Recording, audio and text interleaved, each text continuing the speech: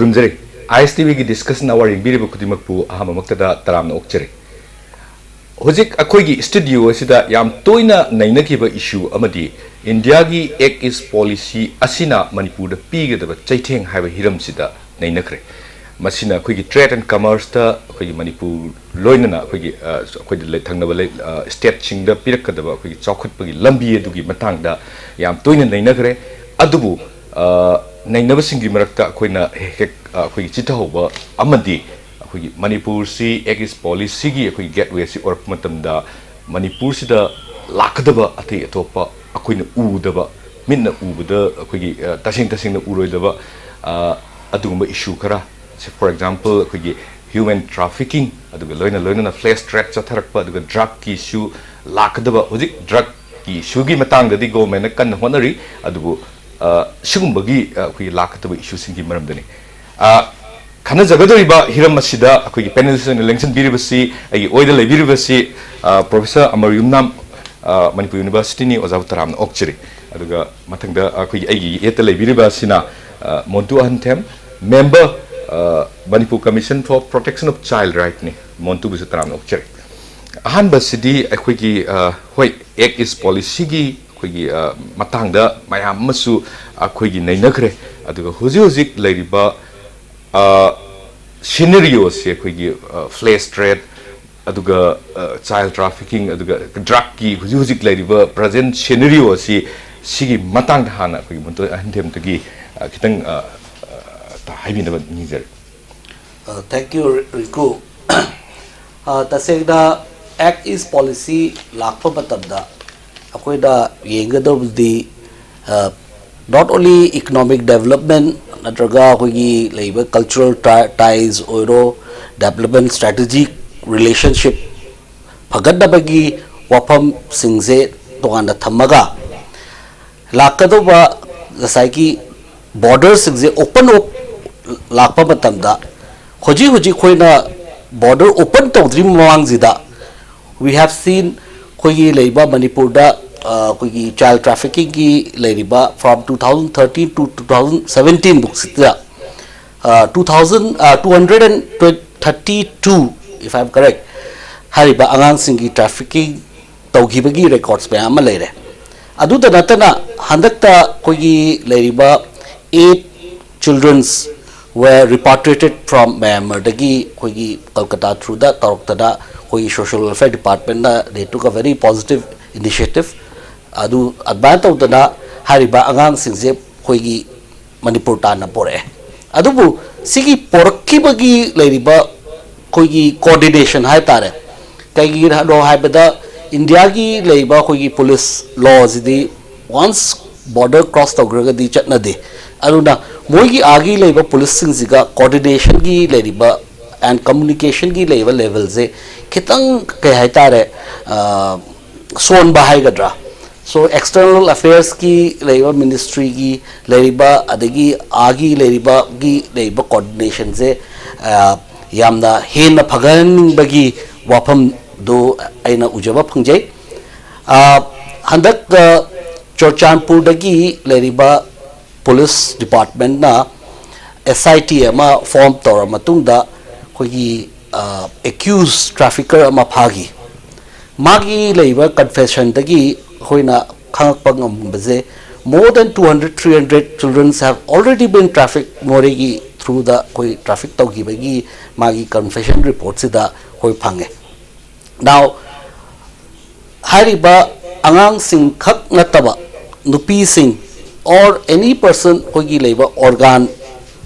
किनोगी कोई transplant की ओरो नत्रगा लेरिबा कोई drugs की problems है drugs की problems है मैं आम नजू हद की लेरिबा BJP गवर्नमेंट नजू याम कन्ना drug की लेरिबा supply and demand reduction से हंदना बा याम ना कन्ना कोई steps में आमा positive steps में आमा पाइखली अदुबु अकोइना येंगदबदी ड्रग्स सिंगजे लाई सिंगजे खोगी लेरिबा फेमस गोल्डन ट्रायंगल की लेरिबा खोगी थाईलैंड ओदी म्यांमार लाओस की लेरिबा मैम सिंग जिगी कंट्री सिंग जिगी याम द स्ट्रिक्ट खोगी स्ट्रिंजेंट लॉ लेगी बदेगी सिगी खोगी रूट से खोगी मणिपुर की थ्रू द इंडिया फाउरगा लापगी खोगी लेबा ड्रग रूट से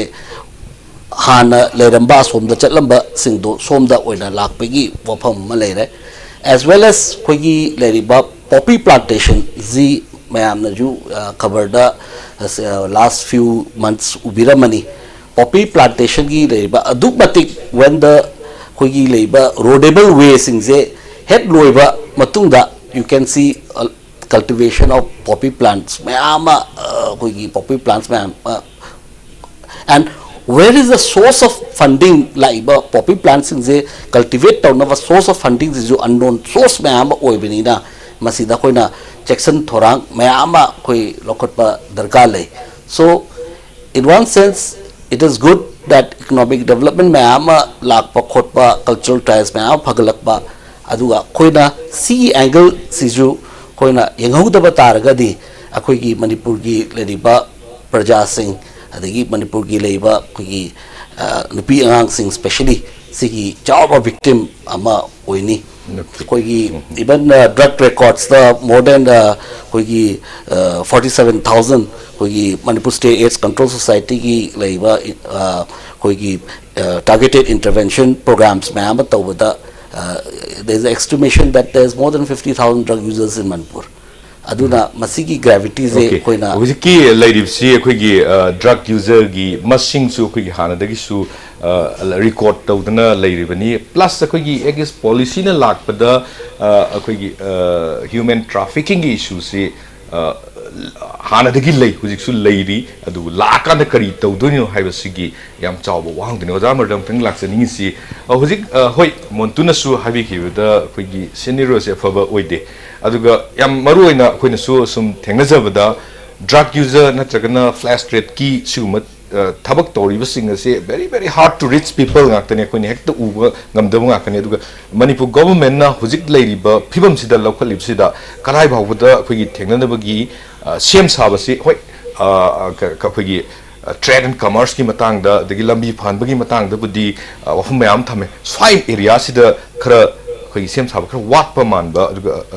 adu ki wang to ki pakum pitring ada aina haning isi look is policy yam tagre koi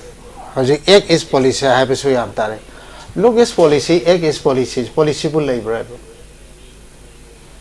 notice yawa ada Manipur ki interest yawa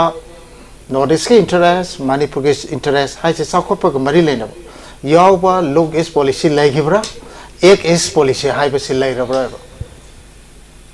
high बड़ी अंतारे अरे फंडामेंटली कोना यानी इसे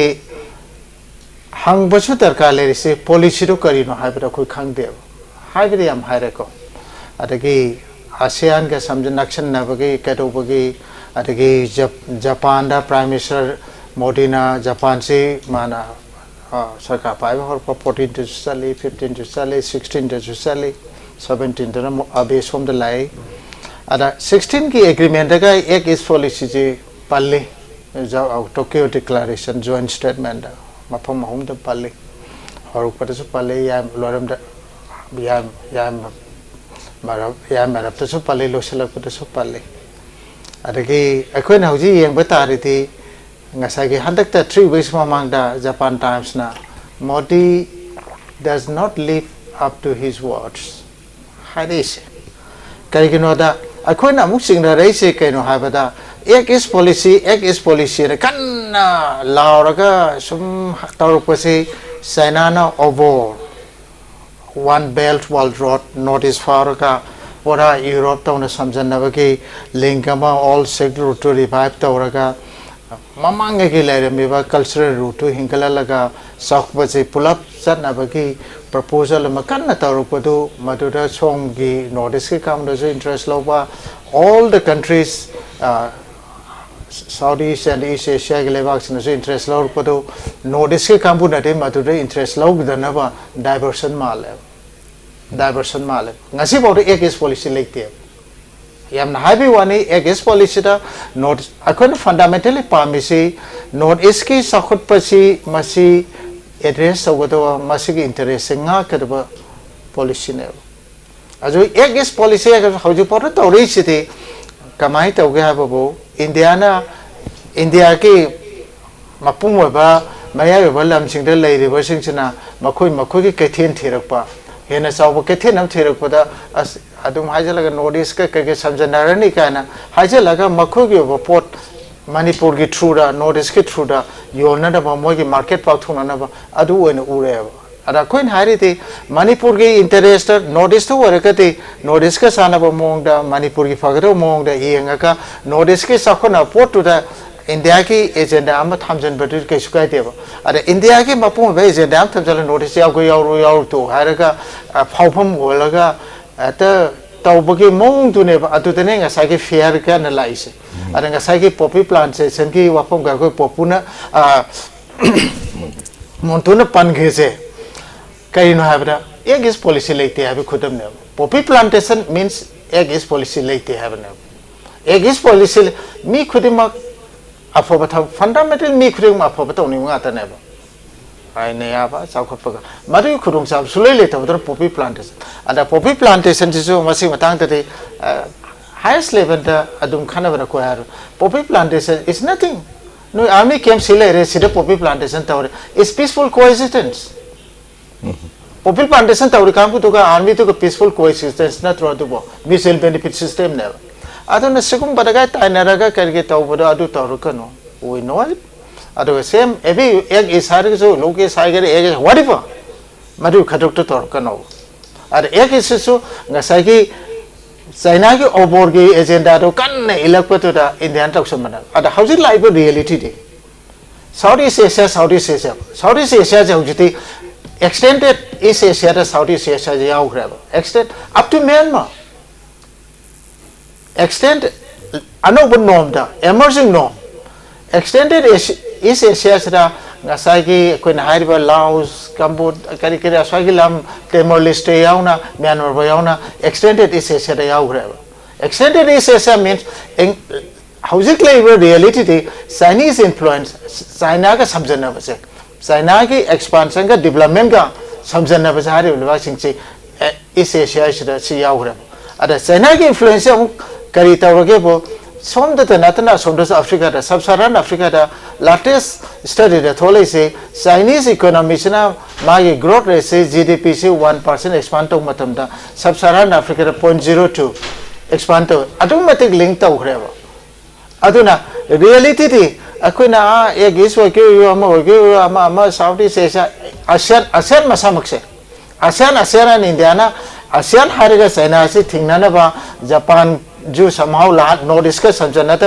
नॉर्थ ईस्ट के डेवलपमेंट हार गए north east fundamentally India ने ये थे नॉर्थ ईस्ट अखुल थे नॉर्थ ईस्ट के मीसिंग से असोंग कमाने नक्शा लालो थे नॉर्थ ईस्ट के डेवलपमेंट से हाइजे लगा इंडिया कंट्रोल मखार मखोई के कंट्रोल मखार थमनिंग बतोने अखोई की नॉर्थ ईस्ट के चाखुल एक इशू अदुने लाइफ रियलिटी तौरीबा इंडिया गवर्नमेंट की रिलेशनशिप मोई की करी मोई की मी मैम थाजन हना मोई की बिजनेसमैन अरे मोई की मार्केट टीवी पोर्ट अरे असोंग समझना था सो अदु तौना अरे आसियान हाइपर पोर्ट से association of south east Asian nations है मसी एक्सपांडिंग पावर नते where is Chinese economy expanding है ASEAN so including growth rate say 2008 के मातुंग दे 2008 के financial crisis मातुंग they none of the countries is growing नसागी ना 2008 के लेवल रे अटेंड तो मामतरे Chinese economic development का समझना ले रहे even जापान की recovery पावा Chinese economic growth समझना रहेगा ला आपने बा अतो ASEAन हारे पोसे increasingly under Chinese influence संग्रहका ना नोटिसी चाइना की वकन खन दनबा चाइना की केनो खन दनबा अतोम द नोटिस सिंगना बरोम द 1962 वार टू निंग बा अतो का नोटिसी असमोजी चाइना का नंगना कामगुनी मोय खंगदब नाते कल्चरल रूट्स अदु अदा मयाम लाइबनिना असमोजी चाइनीज जोन गिनी अतो समाउ तौसनरगा कैनोमा तौरगा नोटिस की डेवलपमेंट अदु की पोरम यावरेबा अदु तने अदु नसागी चाइल्ड ट्रैफिकिंग अदगी ड्रग की पोर्सिटी लोग इस लेके ले हुए एक इस लेके ले हो मतुदी एनी टाइम अदुदे खुन फाइट तो गुदो पोर्ट अमनेबा अदु एक इस पॉलिसी अमा मगिना तबर अदुदी any time we have to control it okay होजे हंगजनी की वहांगना अखोगी एनी टाइम अखोइने कंट्रोल तो हमदी थोए हारगा लाइरिबो पॉलिसी दा समाव अखोगी करियुम खर होबा ꯑꯩꯈꯣꯏꯒꯤ ꯑꯩꯈꯣꯏꯅ ꯃꯤꯠꯅ ꯎꯕ ꯁꯨꯡꯉꯝ ꯉꯝꯃꯣꯏꯗꯕ ꯄꯣꯠ ꯍꯥꯔꯠ ꯇꯨ ꯔꯤꯆ ꯄꯤꯄꯜꯁꯤꯡ ꯑꯁꯤꯒꯤ ꯁꯦꯝꯃꯤꯕ ꯂꯣ ꯑꯗꯨꯒ ꯋꯦ ꯗꯦ ꯑꯥꯔ ꯐꯥꯏꯇꯤꯡꯁꯤ ꯑꯩꯈꯣꯏ ꯃꯁꯤ ꯃꯇꯤꯛ ꯆꯥꯔꯤꯕ꯭ꯔꯥ ꯑꯩꯈꯣꯏ ꯍꯧꯖꯤꯛ ꯂꯩꯔꯤꯁꯤ ꯑꯩꯈꯣꯏꯒꯤ ꯄꯣꯄꯤ ꯄꯥꯝꯕꯤ ꯃꯌꯥꯝ ꯄꯪꯌꯥꯟꯗ ꯌꯥꯟꯕ ꯈꯣꯠꯄ ꯇꯧꯕ ꯁꯤꯕꯨꯗꯤ ꯐꯕꯨꯗꯤ ꯈꯣꯡꯊꯥꯡꯅꯤ I don't agree. ꯁ꯭ꯋꯥꯏꯁꯤꯗ I don't agree. ꯃꯤꯒꯤ ꯑꯇꯣꯞꯄ livelihood ꯂꯩꯍꯟꯗꯅ ꯑꯩꯈꯣꯏꯅ ꯄꯣꯄꯤ ꯑꯗꯨ ꯀꯛꯊꯠꯂ ꯌꯥꯕꯗꯕ ꯑꯩꯈꯣꯏꯅ ꯍꯧꯈꯤꯕ ꯆꯍꯤ 70 ꯃꯅꯨꯡꯗ ꯂꯩꯔꯤꯕ ꯆꯤꯡꯅꯨꯡꯗ ꯂꯩꯔꯤꯕ ꯀꯩꯗꯧꯔꯤꯕ ꯃꯣꯏꯒꯤ livelihood ꯑꯩꯈꯣꯏ ꯀꯔꯤ ꯇꯧꯔꯒꯦꯕ ꯍꯤꯡꯗꯕꯗꯤ ꯌꯥꯗꯦꯕ ꯑꯗ poppy plantation gives them ꯉꯁꯥꯏꯒꯤ immediate market ꯇꯧꯈ꯭ꯔꯒ ꯃꯤ ꯈꯨꯗꯤꯡꯃꯛꯁꯦ market ꯁꯝꯖꯟꯅꯕ ꯑꯃ ꯆꯪꯉꯦꯕ ꯀꯩꯊꯦꯜꯒ ꯁꯝꯖꯟꯅꯕ ꯑꯃ ꯆꯪꯉꯦꯕ ꯀꯩꯊꯦꯜꯒ ꯁꯝꯖꯟ income ꯍꯦꯟꯒꯠꯇꯕ ꯌꯥꯗꯦꯕ income ꯍꯦꯟꯒꯠꯇ꯭ꯔꯒꯗꯤ ꯑꯐꯕ ꯆꯤꯟꯖꯥꯛꯁꯨ ꯆꯥꯕ ꯉꯝꯃꯣꯏꯗꯣꯏꯅꯤ ꯄꯣꯄꯤ ꯌꯣꯜꯂꯒꯁꯨ ꯃꯥꯅ ꯀꯣꯕꯤ ꯂꯩꯔꯒ ꯑꯗꯩ ꯉꯥ ꯂꯩꯔꯒ ꯆꯥꯔꯒꯗꯤ ꯅ꯭ꯌꯨꯇ꯭ꯔꯤꯁꯟꯗꯨ ꯐꯪꯗꯣꯏꯅꯦꯕ ꯅ꯭ꯌꯨꯇ꯭ꯔꯤꯁꯟ ꯐꯪꯅꯕ ꯍꯣꯠꯅꯕꯗ ꯑꯩꯈꯣꯏ income ꯗꯔꯀꯥꯔ ꯂꯩꯌꯦꯕ have we generated income for the people Okay, well. ꯑꯗꯨ ꯆꯠꯂꯒ ꯄꯣꯄꯤ ꯍꯦꯛꯇ ꯀꯛꯊꯠꯄ ꯑꯩꯗꯤ ꯌꯥꯅꯤꯡꯗꯦꯕ that's not the way to go about ꯍꯥꯟꯅ ꯃꯈꯣꯏꯒꯤ source of ꯑꯩꯈꯣꯏꯒꯤ income ꯁꯤ ꯑꯩꯈꯣꯏꯒꯤ ꯄꯣꯄꯤꯗꯒꯤ ꯑꯣꯏꯕꯅꯤꯅ ꯄꯣꯄꯤ ꯅꯠꯇꯕ ꯑꯩꯈꯣꯏꯒꯤ ꯑꯇꯣꯞꯄ ꯑꯃ ꯄꯤꯗ꯭ꯔꯤꯉꯩꯗ ꯍꯥꯟꯅ ꯌꯥꯟꯊꯠꯂꯒꯗꯤ ꯉꯁꯥꯏꯒꯤ ꯂꯥꯛꯏꯕ ꯑꯩꯈꯣꯏꯒꯤ ꯐ꯭ꯂꯦꯁ ꯇ꯭ꯔꯦꯠꯀꯤ ꯋꯥꯐꯝ ꯑꯗꯒꯤ ꯐꯦꯃꯤꯂꯤꯁꯤ ꯍꯤꯡꯅꯕ ꯍꯣꯠꯅꯕꯗ ꯑꯩꯈꯣꯏꯒꯤ ꯃꯔꯨꯑꯣꯏꯅ ꯐ꯭ꯂꯦꯁ ꯇ꯭ꯔꯦꯠ ꯑꯗꯨꯗꯅꯦ ꯐ꯭ꯂꯦꯁ ꯇ꯭ꯔꯦꯠꯇꯁꯨ ꯑꯩꯈꯣꯏꯒꯤ ꯐꯣꯔꯃꯦꯟ ꯁꯦꯛꯇꯔꯗꯒꯤ ꯐ꯭ꯂꯦꯁ ꯇ꯭ꯔꯦꯠꯇꯁꯨ ꯏꯟꯇꯔꯦꯁ ꯂꯧꯕ ꯃꯤ ꯂꯩꯔꯦꯕ ꯑꯣꯀꯦ ꯁ꯭ꯋꯥꯏꯗ ꯃꯣꯟꯇꯨꯗ ꯑꯃꯨꯛ ꯂꯥꯛꯆꯅꯤꯡꯉꯤꯁꯤ ꯂꯩꯔꯤꯕ ꯂꯝꯁꯤꯒꯤ ꯑꯩꯈꯣꯏꯒꯤ ꯍꯦꯟꯅ ꯑꯩꯈꯣꯏꯒ ꯆꯥꯟꯅꯕ ꯃꯑꯣꯡꯗ ꯇꯧꯔꯤꯕꯁꯤꯗ ꯁꯦꯝꯒꯠꯂꯤꯕ ꯄꯥꯏꯈꯠꯂꯤꯕ ꯄꯣꯂꯤꯁꯤ ꯄ꯭ꯔꯣꯒ꯭ꯔꯥꯝꯁꯤꯡꯁꯤ ꯑꯩꯈꯣꯏ ꯀꯔꯤꯗꯤ ꯍꯧꯖꯤꯛ ꯄꯥꯏꯈꯠꯂꯒ ꯂꯩꯔꯤꯕꯖꯥꯠꯅꯣ ꯑꯗꯨꯒ ꯂꯩꯔꯤꯕꯁꯤ ꯑꯩꯈꯣꯏ ꯃꯇꯤꯛ ꯆꯥꯟꯅꯔꯕ꯭ꯔꯥ ꯂꯝꯗꯝꯁꯤꯒ ꯑꯣꯖꯥꯅ ꯍꯥꯏꯈꯤꯕ ꯃꯇꯥꯡꯁꯤꯗ ꯉꯁꯥꯏꯒꯤ ꯏꯀꯣꯅꯣꯃꯤꯛ ꯑꯩꯈꯣꯏꯒꯤ ꯂꯩꯕ ꯗꯦꯕꯂꯞꯃꯦꯟ ꯑꯗꯒꯤ alternative magi leiba source of income generation tauba yanaba adagi koina most of the traffic children's koigi manipur gi oina di koina yingjaru matamda 80% is by moigi leiba for better education gi damakta traffickers singzina noi ada chatlu chennai da rajasthan da or any other places singzida better education pini kaigino haibada chingmanda leriba government school singze is non functional oirakpasida ko mahak moigi leiba temptation hai tare ko hariba traffickers singzina amp is for better education ki damakta ne so therefore saigi even supreme court ki ruling ama laigi that hariba koigi angang sing below the age of 14 ki makada koigi parents loina dragadi moi mapanda chatpa kotpa pursuit to baze haibagi bagi check and balance thamnabagi port amaju supreme court ki ruling amaju leigi auna SI leriba koigi right to education act se la matungda di hariba government ki koigi institutions sing schools sing mayam sing se phajana magi free and compulsory education se pb betaragadi infrastructure develop to bata agadi yasi da ju honorable cm ga this evening wari sanagi the man a very prompt action kogi laiba kogi dam na effect to ba angang sing kogi commission na ju enrollment to dana more than 162 ra 32 ra 62 ra oibane angang sing je enroll to dana adagi oja wat pai khotpagi laiba issues e mongda high gibdi mana kudakta sagi leiba magi principal secretary kaura kholaga sigi leiba angang singse moi oja sing ko chapchana matikchana moi da pbu as well as moigi leiba transportation kaigi no haibada hairiba hojiki mafamje situated in Kangpokpi ꯍꯧꯖꯤꯛꯀꯤ ꯃꯇꯥꯡꯁꯤꯗ ꯀꯩꯅꯣ ꯑꯣꯖꯥꯅꯁꯨ ꯉꯁꯥꯏ ꯊꯝꯕꯤꯈꯤꯕ ꯑꯗꯨꯋꯥꯏꯗ ꯑꯩꯅ ꯂꯥꯛꯆꯅꯤꯡꯉꯤꯁꯤ RT ꯂꯥꯛꯄꯗꯒꯤ ꯍꯧꯖꯤꯛꯀꯤ ꯑꯉꯥꯡꯁꯤꯡꯒꯤ ꯑꯩꯈꯣꯏꯒꯤ ꯀꯟꯁꯔꯟ ꯊꯣꯛꯄꯗꯒꯤ ꯀꯟꯁꯔꯟ ꯑꯃ ꯐꯤꯂꯤꯡꯗꯨ ꯂꯥꯛꯄꯗꯒꯤ ꯉꯁꯥꯏꯒꯤ ꯑꯉꯥꯡꯁꯤꯡꯗꯨ ꯇꯝꯕꯤꯅꯕ ꯈꯣꯠꯅꯕ ꯄꯣꯠꯄꯨꯗꯤ ꯋꯥꯐꯝꯕꯨꯗꯤ ꯌꯥꯝ ꯐꯕ ꯋꯥꯐꯝꯅꯤ ꯇꯧꯕꯗꯕꯨ ꯃꯁꯤ ꯑꯩꯈꯣꯏꯒꯤ ꯑꯗꯨꯃꯥꯏꯅ ꯍꯥꯟꯅꯒꯤ ꯁꯤꯁꯇꯦꯝꯗꯨ ꯀꯥꯏꯔꯛꯄꯒꯤ ꯃꯑꯣꯡꯗ ꯇꯧꯔꯒ ꯑꯩꯈꯣꯏꯒꯤ ꯍꯥꯟꯅ ꯂꯩꯔꯝꯗꯕꯒꯤ ꯃꯑꯣꯡꯗ ꯂꯩꯔꯀꯥꯟꯗ ꯑꯁꯤꯒꯨꯝꯕ ꯑꯃ ꯇꯧꯕꯒꯤ ꯃꯑꯣꯡꯗ ꯍꯥꯏꯅ ꯋꯤꯗꯥꯎꯠ ꯑꯦꯅꯤ ꯄ꯭ꯔꯤꯄꯦꯔꯦꯁꯟ ꯑꯃꯠꯇ ꯇꯧꯗꯕꯤꯗ ꯍꯥꯟꯅ ꯑꯩꯈꯣꯏ ꯁꯤ ꯂꯥꯛꯄ ꯌꯥꯏ ꯍꯥꯏꯕꯒꯤ ꯇꯨꯡꯒꯤ ꯋꯥꯈꯜ ꯑꯃ ꯈꯟꯗꯕꯤꯗ ꯄꯥꯏꯈꯠꯄ ꯃꯥꯟꯕ ꯊꯕꯛ ꯑꯉꯥꯡꯁꯤꯡꯗ ꯍꯧꯖꯤꯛ ꯈꯛꯇꯗ ꯑꯩꯈꯣꯏꯒꯤ ꯇ꯭ꯔꯥꯐꯤꯀꯤꯡꯁꯤ ꯊꯤꯡꯅꯕꯒꯤ ꯍꯥꯟꯅꯒꯤ ꯄꯣꯂꯤꯁꯤ ꯂꯩꯇꯕ ꯃꯑꯣꯡꯗ ꯂꯩꯔꯝꯃꯤꯕꯁꯦ ꯂꯣꯁꯤꯡꯁꯦ ꯑꯩꯈꯣꯏꯒꯤ ꯂꯣꯁꯤꯡꯁꯦ ꯑꯩꯈꯣꯏ ꯇ꯭ꯔꯥꯐꯤꯛ ꯀꯔꯁꯤꯡꯁꯤꯗ ꯑꯩꯈꯣꯏꯒꯤ ꯄ꯭ꯌꯨꯅꯤꯇꯤꯚ ꯑꯦꯛꯁꯟ ꯂꯧꯅꯕ ꯈꯣꯠꯅꯕ ꯁꯐꯤꯁꯤꯌꯦꯟ ꯂꯣꯁꯤꯡ ꯂꯩꯔꯝꯗꯦꯕ but ꯂꯀꯤꯂꯤ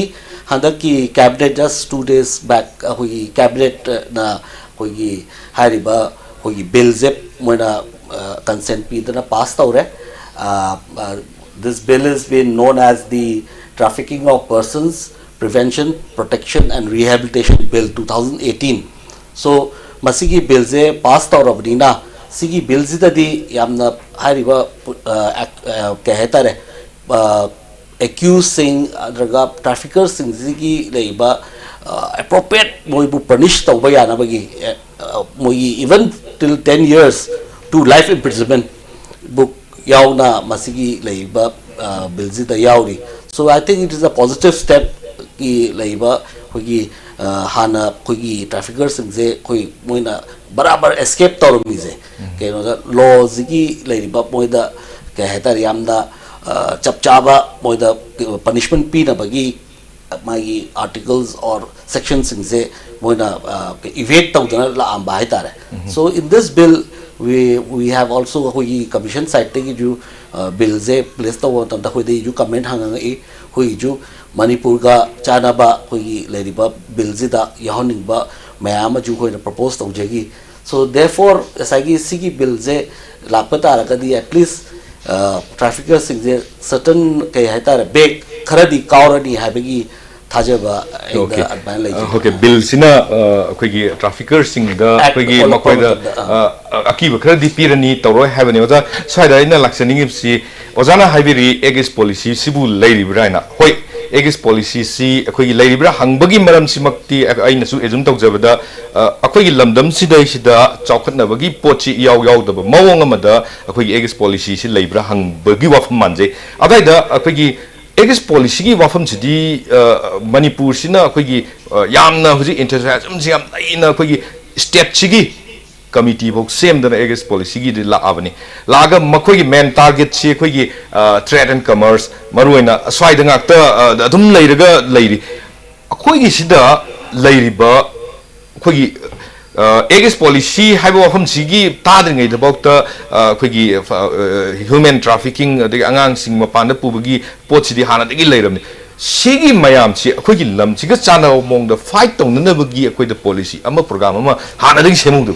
sida daka leiri se akoida ngasaki cross sector child trafficking hairada child trafficking se angang pubudu ngatha akoina uba yaroi angang to ki family background kari thui ge se koi ubata ada angang chiki amuk magi tungi future ka mari len education kamai tawri ge habisi akoi yeng buta kar le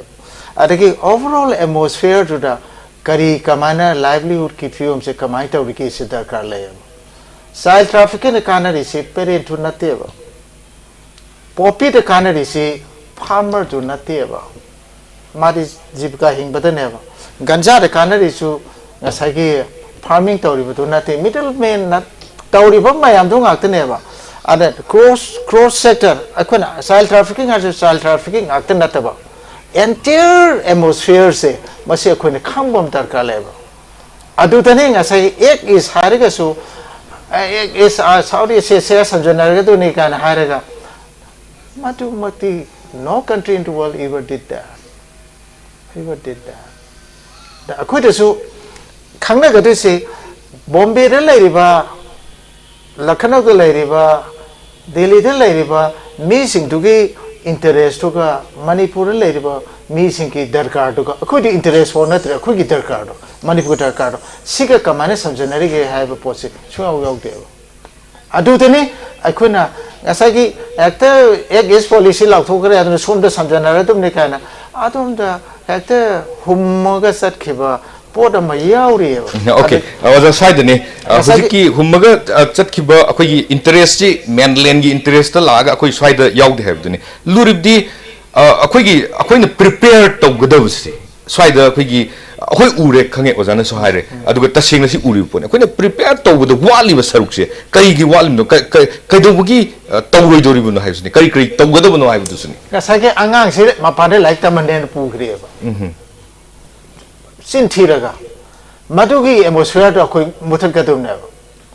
child trafficking ko han batuni yaro ya atopa ngasi child trafficking ama pharasu nongalaga atopa family ra family ga anga ama muglai kene ba madi karbaro kana rimne na tum tawtu ne ba criminal nama fani ama criminal nama senang lupa la ga kpi ga anga manga poro hai tu ne ba ma jail sang ki be atopa ama tesu asemi am da asna anga ma poro na ngode koron pi ga ma su thi tu ne ba ada khwaiti ke tagale intervention tagale se what is happening to education haibadu ne education ke mari lena bata kamai ta to na ngasage angang khudima ke education haraga school ma hangena nuksa phau education do nate ko loine khangda nga ta education ka form da adan art leba fruitful leba meaningful leba education am angang khudima ta yohon bodo particularly value de bodo relatively far ko aduga ngasage kan child trafficking source riba manung hanjan mafam singta education se kamai tawri ga ada education ha be khang ba kan da akhoi na mu yeng ba ka le se lambi thong ge fivam school ge facility masi mayam ga amuk sang ya adun akhoi na amak de yeng ba ya education se yang ga de lambi thong ge adagi ma ge overall infrastructure ke curriculum mayam ka se adagi leiba atmosphere of society to da milieu se karino mogi tarka se karino ka se masi yeng bom sang ye ada parents sing tuna angang sing si thador pom matam da ngam gadra ngam modra angang ge labor type to sacrifice to ba ngam gadra modra ka se masi akhun khangdo pom sang ye ada intervention haraga akhun amak te oi do khongman taw ga dum ne khongman ne taw ba ar khongman taw do khongman do ka jena ba khajan bam sang ye to ato pom khan gi be do taw ye ba khongman taw bo lo ne na khongman si kha ba chu ta ka le at khar ge de mathak ta amu mi ta sandana ba pota sandana mathak ta kupsan ba ta ka le se pot om se ko samnan skon kan de ba madune khon au ka le okay well modify the ye ojana takpi se koi da barabar koi da ke haitare nai na jaba haitare ko that mi ma na ba matab da kokki e maunda seridon ba sum pijar ga kokki pa sum pha ba but magi root cause sudi magi pukta na ba ma yaw ba dagi magi leri ba kokki pa gi maram do adu oe ba so seridon ba sum pijar ga sum lei ba gi wafam tu de ojana hai da root cause magi pukta laina ama leri ba porto cure to dri bukti ma sagi hai ba magi headache to kero tawro na yes adugi leiba wafam juju ojagi juju yam chumi ado khoida sagi because everything leiba poverty ga adagi leiba laira baga adagi education phangtaba adagi leiba koi conflict arms conflict state ama oibagi mayamagi hardship mayam se koi prajana asi face tawri bazigi manifestation amane ba sagi laiba kholiba issues mayam sing different issues mayam sing se yes we have to sagi address go sagi hariba schools sing because now right to education mase as an act ama fundamental rights ama oirabadina mase mi khudigi adhikar ama oire adu khak natabida khoi leiba small schemes me ama ICDS ki oiro right to education so India re fagini ko so wa ek laser so parliament ke within 2-3 kilometers parliament ke to lambi dane ya akhoi ke ring da la laga ade keno to ka anga yam lei bane special hingna ba gi keno to aina swaida hujik swaida lakchaning se hoi right to education ojana ju habiri india gi oina bokta parliament gi anak mafam da angang sing khoi gi sen tan na ba gi khoi entertain tawra ka tawgi pot si adum lei masi adum mi kum kini mung da unarabani aina hujik khangjaningi wafam na hoi ek ti adum khara khoi gi keno right to education ek leire ade plus ko tongan ba service shiksha abhiyan chingba angang singi damakta haitare angang singi yaifana ba thawak ti yam pakali paikhatli keno toy pass toy luribdi masi pangthok ta ba haibisini luribdi akhoi gi society sida huji thengnari ba haibisini Manipur Commission for Protection of Child Rights is angang singi damakta lingkhat pa commission amni sigi commission sina akhoi gi angang singi hujik lai ri se ko ikhang khang na ba iu unaraba ojana su ngasari panbi wa famni sigum masing se check tong na ba lai sina hujik ba puda sigi pochai kayam nangang sing sigi damakta fight to bi khar ge mo phang na ba se swaida ko gi lai ba act sing se POCSO act prevention of Children from Sexual Offence Act. Hariba Act sigi yamna punitive oiba, even hariba police officer amana, if he doesn't take a FIR, ma 6 months jail to 1 year gi pot amaju yauri. Then mandatory reporting. Mi amana ugraba taraba. Magi leba angang sida sexual offence tawgre haibagi mi amana ma khangi ba taraba. Mana report tawdraba. Even non reporting ki tamakta hariba keno se kaya tare punishment ze 6 months to 1 year ki leba jail terms lai yauri neba. Only thing is that akoi leba hoi law enforcement agency singzida koi hoji kanna moi gi leba district singzida koi training programs ama regarding POCSO act sigi matang sida how you will coordinate kai no da sida within 24 hours for the best interest of the child angang se police na kino to ba tamda CWC da child welfare committee da puthoka dawni child welfare committee na magi leba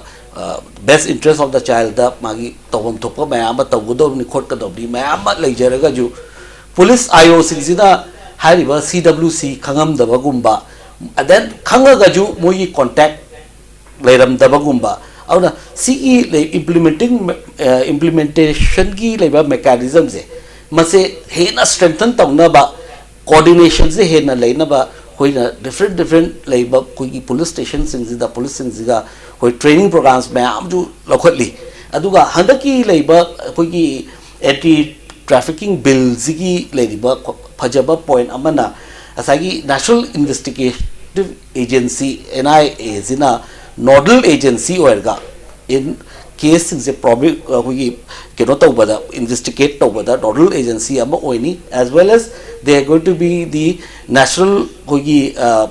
anti trafficking bureau gi ju moina head tawli masigi leiba bill je yauri zina. So I think that hariba sigumba port se la agadi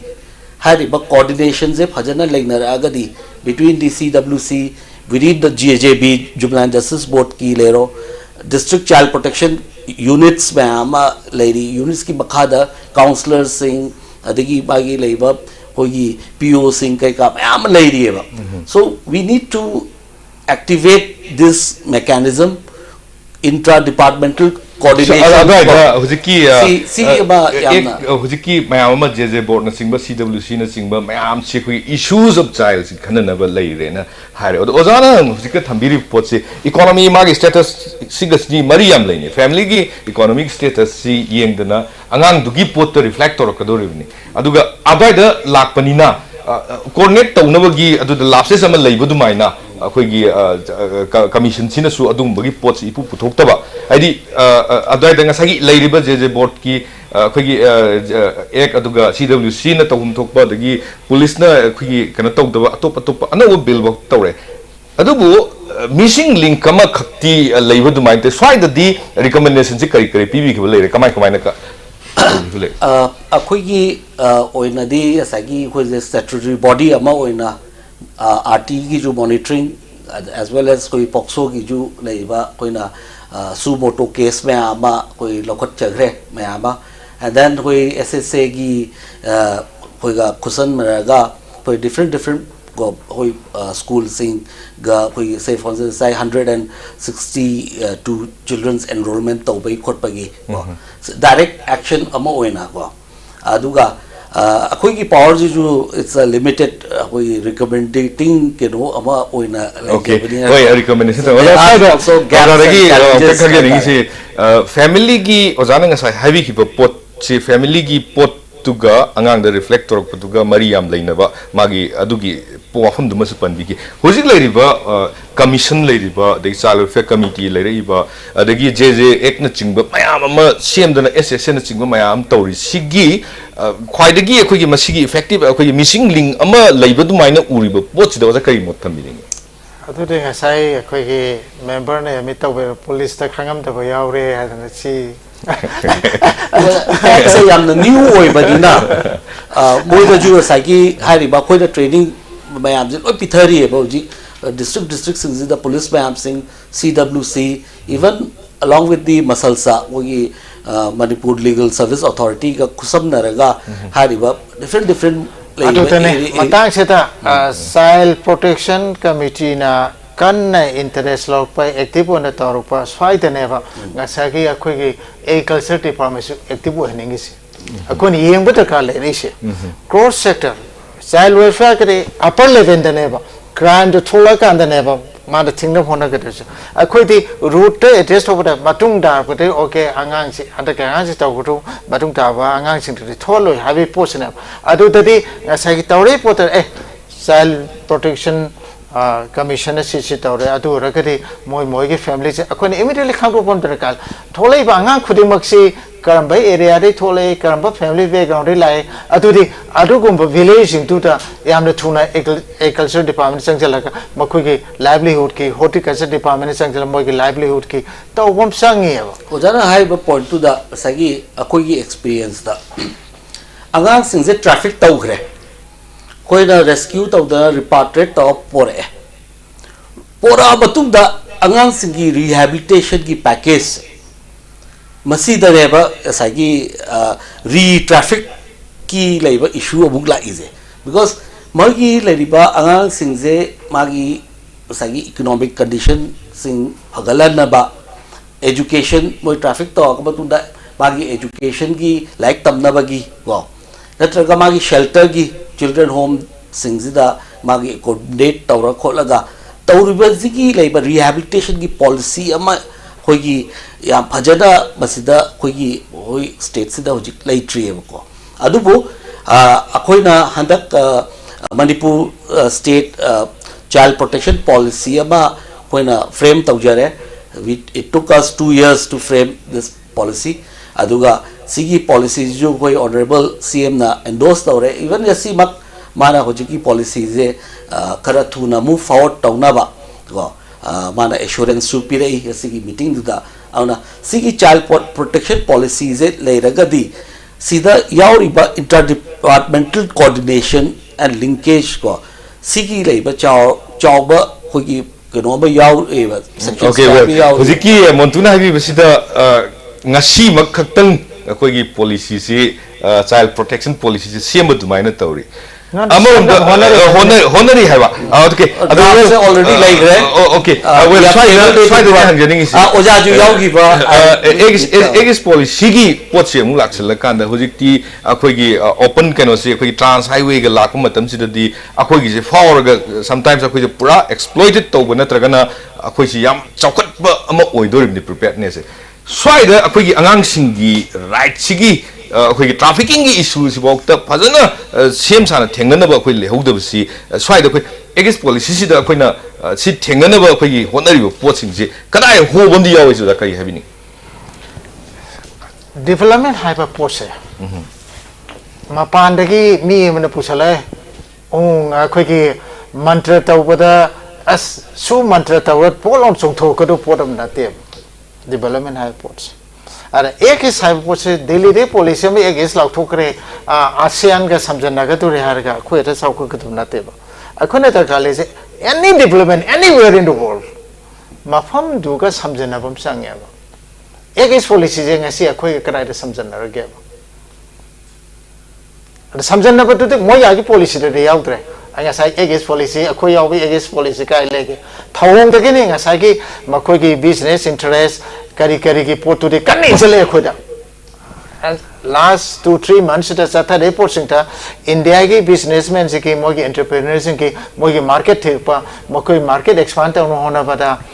Southeast Asia ai size Southeast Asia is no longer Southeast Asia expanded East Asia da yaw gro pon and se chang na bu hona ra pa kan se ta ai khoi ki bo pot chu yaw ro tri and masi ko pot se akhoi na nam da nation ba ma namda nation ba ma matu na tragre noi ki potu na ti hypom disangi okay side ne akhoi na sigi platform simak da nei na ki bo form amakak su akhoi gi manipur gi interest egis policy sigi lakpa si da even manipur man manipuri macha mana imphal to more satpada akak na matam khara da chatlaga mayai da somuk lefalaga security na kuina thambagi wa form bok te leiri ne adu da ne India is a very defensive state makoi ke defense security interest ho adum na mangjin thara ga tum sat le mangjin adum atani moi ngase हंदकतसु general बापिरोनगा हारिबतो असम की कनो में अब बांग्लादेश लाई immigration से सेना ने इंजन बनी का ना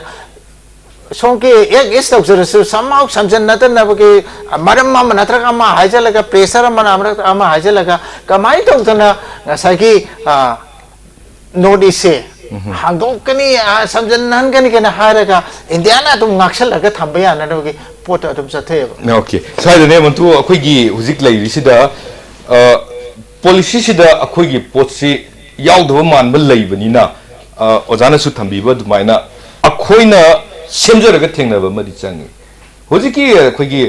अंगांसिंगी ट्रैफिकिंग अदगी लोइनना अखोगी फ्लैश ट्रेड हाइबसिमदि सोसाइटी अमदा अखोगी लुप्तना अदुम लैरबा अदुम याम कन्नसु अखोगी उबसु ngамदबा अदुम पोटम खसु ओइबनिना मस्वाइद थेंगनबगी दमकता अखोइना सेम सारिबा पोटसिंगसे करीगुंबा कॉरिडोर्स ना हांगदोरकान same साबसे मतिक चारबसे I think that certain होगी level दा होगी Manipur child protection policies होगी लाइव होगी government दा endorse तौदरा मसी चलहनन बता रगदी there will be certain minimization from trafficking के कागी अंगांग की sexual abuse तौरी कोलीबा मैं हमसे कितन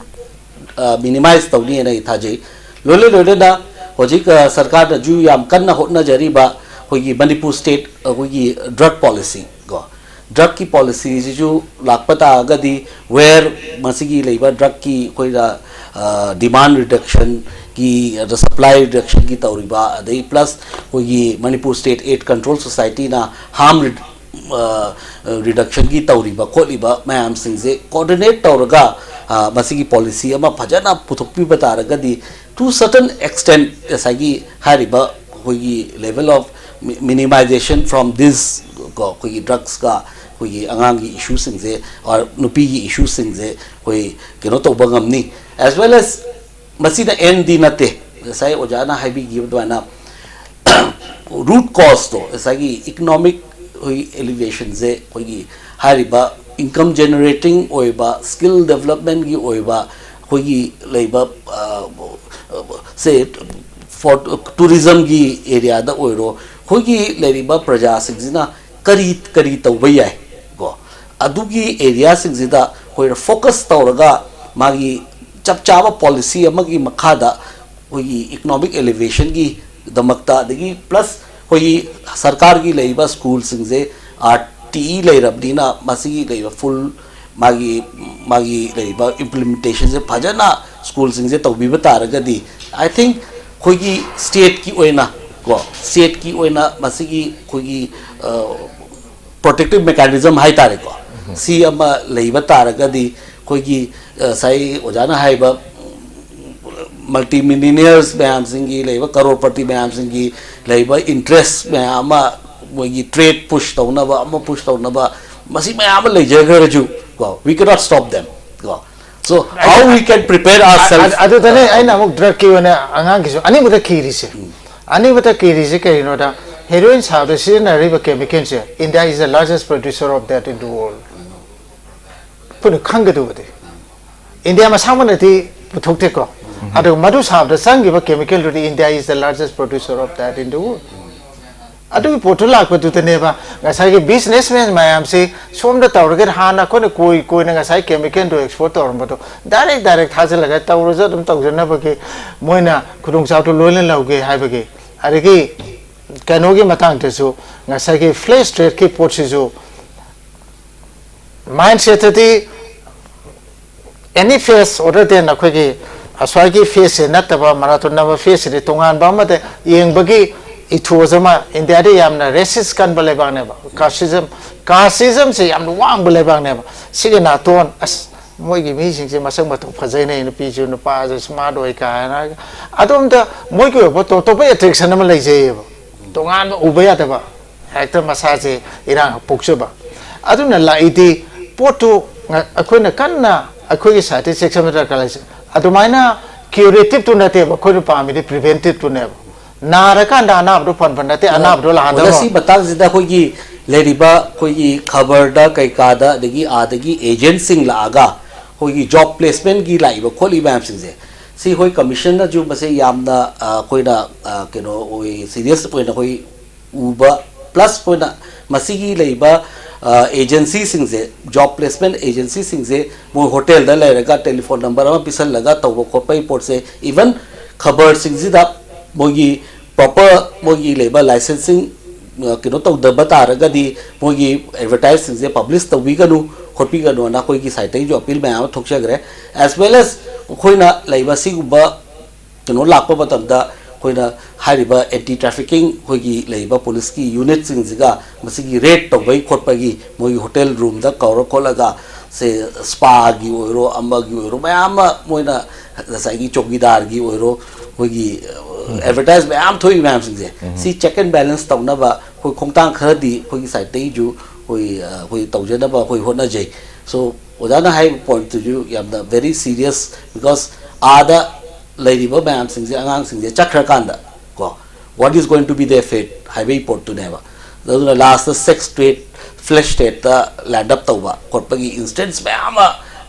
with the living examples Bama lay. Okay, Pochida, Quiggy preparedness, Quiggy Saidi Pumba, Queen Kaminaba, Changiba, Matanga Makakni, live, say Quiggy. Egis policy gi akoi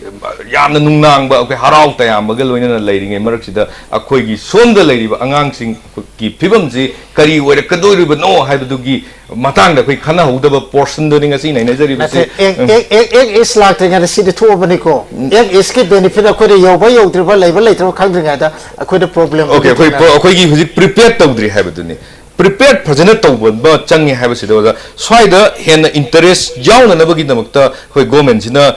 kari khogi hoi child commission gi leidana mayam ni sem atop